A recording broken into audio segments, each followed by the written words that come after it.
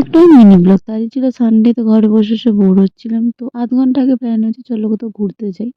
তো ভাবলাম চলো দক্ষিণেশ্বরে যাই। তো বলে সঙ্গে, সঙ্গে রেডি হয়ে বেরিয়ে পড়েছি এখানে। আর এখানে আমরা বাসের জন্য এসে দাঁড়িয়েছিলাম। তো এখানে আমি বাসে সিট পাইনি আর রিমি ওখানে বসেছিল বলে বলছে যে ও সিট পায়নি, আমি বসে আছি। তো এখানে বসেছিল। তো এখানে কিছুক্ষণ পরে আমিও সিট পেয়ে গেছিলাম আর আমিও বসে পড়েছিলাম। তারপরে বাস থেকে নেমে আমরা এখন যাচ্ছি। তো এখানে আমরা আবার ডালা কিনছিলাম। তো আমাদের ডালা কেনা কমপ্লিট হয়ে গেছে। এবার আমরা যাচ্ছিলাম মন্দিরের দিকে। তো ওখানে আগেই ফোন আর জুতোগুলো জমা দিতে হবে, তো ওটা দিতেই যাচ্ছিলাম। তারপরে পুজো দিয়ে বেরিয়ে রিমি এখানে জুতোর লাইনে দাঁড়িয়েছিল।